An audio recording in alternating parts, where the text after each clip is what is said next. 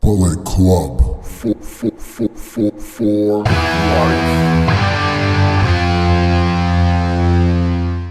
Hello everyone and welcome back to a new video.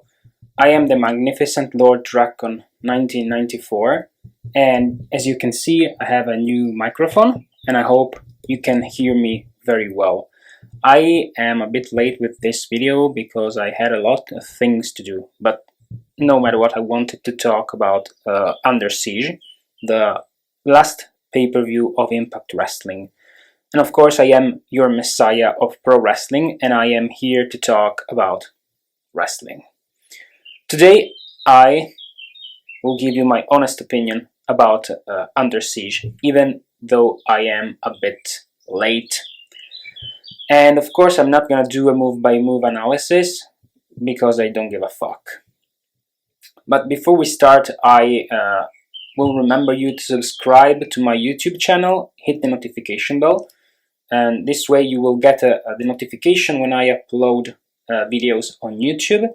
Subscribe to my Instagram account and to my Twitch channel, where I usually do 3 lives per week, but lately I'm not doing any live because I am studying a lot for the university and I haven't that much time. But without further ado, let's start.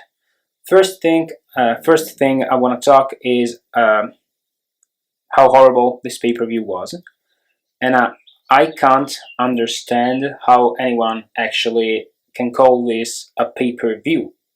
It's unbelievable. The first half of the show was irrelevant, bad, unnecessary.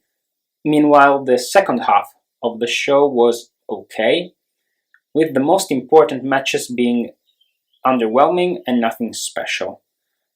Plus, you have to take in consideration the fact that Kenny Omega, the Good Brothers, the Kenny Omega and Good Brothers lost. And Impact was stupid to book Kenny Omega, Carl Anderson, and Luke Gallows, of course, these 3 guys to lose, when they should be unstoppable, and when they are, of course, the reason people are watching Impact. Thank God this pay-per-view didn't cost that much. I paid only 10 euros for this crappy show. But enough with this, let's talk about the show. The pay-per-view started with a match that of course we didn't need. It was the match between Brian Myers and Black Taurus, and this match wasn't bad, let's be clear, as other matches on the card, but it wasn't needed at all. It took time away from other matches that needed more time to be good. This match was won by Brian Myers after he delivered a thumb to the eye. Yeah, I'm reading a thing right here. Yeah, and after delivering the thumb to the eye, he hit the roster cut. Yeah, and the match ended. The match was too long and took away time, of course, from the main event, the 6-way main event, to determine the #1 contender for the Impact Heavyweight Championship. And it took time away, of course, also from the Fatal 4-way match to determine the #1 contender for the Impact Tag Team Championships. And of course, having this match here on this pay-per-view was a bad booking decision made by management, and this is a constant thing, bad booking decisions. In fact, the next match as well didn't need to be on this card, and it was Taylor Wilde and Tennille Nashwood versus Susan and Kimberly, and this match, guys, this match is a fucking disgrace. Was garbage. Was one of the worst women's match I've ever seen in my entire life. It was almost on the same level of the shitty women's tag team gauntlet match we had at WrestleMania this year. And as I have already said, this match was disrespectful to real women's wrestling and to Tenille Nashwood as well, because she is great and I can't stand seeing her stuck in this bullshit when actually we all know she should be delivering wrestling clinics and fighting for the women's championship. For this reason, guys, I'm not gonna talk about this match anymore, and the only thing I'm gonna tell you is that thank God Tenille and Taylor Wilde won the match. Thank God. After these two matches, we had the four-way match to determine the number one contenders for the Impact Tag Team Championship. And as I have already said, this match needed more time, and that time was took away from the other two matches I talked before, Brian Myers versus Black Taurus and the women's tag team match. This match was bad. I'm sorry to tell you this. It was bad because it was rushed. It needed 5-10 more minutes to be good. And yeah, this match was rushed also because the match after was Willie Mack versus W. Morrissey, aka Big Cass, another match that didn't need to be on the card. This match, of course, was won by Ace Austin and Madman Fulton, who last week lost the Tag Team Championship match against Finn Juice, which, of course, Juice Robinson and Devin Finlay. And then David Finlay and Juice Robinson lost the match against Rhino and Joe Doring due to the Call Your Shot trophy.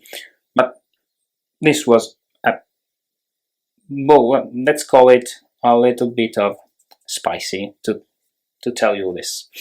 So after this, let's talk about the clusterfuck we had on this pay-per-view. W. Morrissey versus Willie Mack.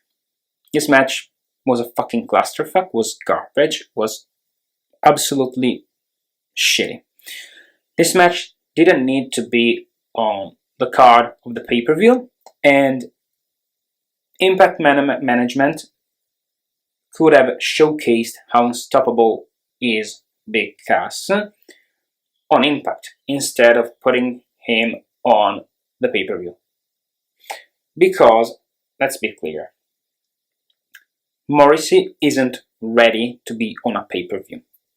And they should have put this match on Impact, not on this pay-per-view. This match was a clusterfuck. It took time away from the main event that needed 10 more minutes. After this clusterfuck, we got the first good match of the night on this pay-per-view, and it was the Women's Tag Team Championship match between Fire and Flava, Kira Hogan and Tasha Steelz, versus Jordynne Grace and Rachel Ellering. This match was great. The best match on the card, along with El Fantasmo and Josh Alexander. And this is what women's wrestling should be all about, let's be clear. But I didn't like the booking decision behind the finale of the match, because Fire and Flava won back their tag team championships, and I can't stand this hot potato shit with the championships, and I hope you can stand it as well, because it undervalues the tag team championships. But Impact Management didn't have any choice, because their tag team division is non-existent. This is the only logical thing they could have done. This will lead to another match between Jordynne Grace, Rachel Ellering, and Fire and Flava, and will give time also to Impact Management to create another team that will face Fire and Flava. Actually, I don't like this decision. For one reason and one reason only. WWE made the same mistake. If you, as a company, don't have enough women to build a tag team division, you don't, create these titles, the titles. You don't create the tag team championships, the tag team championship belts. You don't make this mistake. They should have done better. But enough with this, and let's talk about the next step in the Forbidden Door storyline. The match between El Phantasmo and Josh Alexander for the X Division Championship. This match was a clinic between two of the best junior heavyweights right now in the world, and it was booked perfectly. If you expected El Phantasmo to win, you are out of your mind. He was there to put on a clinic, to showcase how great him and Josh Alexander are, and he was there to put Josh Alexander over after he won the X Division Championship. And this was a great way to showcase Josh Alexander and also El Phantasmo. And this match was a great decision, having two of the best pro wrestlers in the world right now, fighting for the X Division Championship. The match was won by Josh Alexander, as I already told you, and this match was great. After the X Division Championship, we got another clusterfuck, and it was the Knockout Championship match between Diona Purrazzo and Havoc, and this is a fucking disgrace to pro wrestling as well. And I don't want to talk about this shit, so I'm gonna tell you the result very fast. Havoc lost by submission, and that was it. Diona Purrazzo retained her championship. And I don't want to talk about this anymore. After all of this, we've got, we were, sorry, I am stupid. Sometimes I fucked up. Sometimes I fuck up. After all this, we are near the end of the pay-per-view, and we've got the match, actually, that everyone was waiting. A match that was the reason everyone bought this pay-per-view. Kenny Omega and the Good Brothers versus Finjuice and Eddie Edwards. The match was good, but the ending wasn't. The booking decision was stupid, as I said at the beginning of the video. How stupid was Impact to book Kenny Omega to lose? How stupid was Impact to book the reason they are being watched to lose? It's out of... I can't understand. It's puzzling me. I can't fucking understand how they could do this. Kenny Omega, if you're a fucking thinking human being, shouldn't be pinned, shouldn't lose. Because he is the AEW World Heavyweight Championship, the AAA Mega Champion, and the AEW World Heavyweight Champion, the AAA Mega Champion, and the Impact World Champion. And how stupid was Impact to book this guy to lose? He shouldn't lose, he shouldn't be pinned. He shouldn't lose, guys, until he gets pinned and he loses the championship to someone that is deserving of that honor. And this match, in my opinion, should have ended the pay-per-view with Kenny Omega and the Good Brothers standing tall, and with Moose coming out and confronting Kenny Omega, closing the pay-per-view. It isn't that difficult to book a pay-per-view. And after all of this, we had the main event, the six-way match to determine the number one contender to Kenny Omega Impact World Championship. The match, of course, was won by Moose, but the match was rushed. It was good, but rushed. And this match should have needed 10 more minutes, but it was still decent. Moose won by pinfall, and he defeated Chris Sabin, Chris Bay, Trey Miguel, Sami Callihan, and Matt Cardona, aka Zack Ryder. And this match, after this match, at the ending of the show, we got the announcement that Kenny Omega will fight Moose against all odds on June 12 for the Impact World Championship. So this pay-per-view was a clusterfuck, except for something here and there.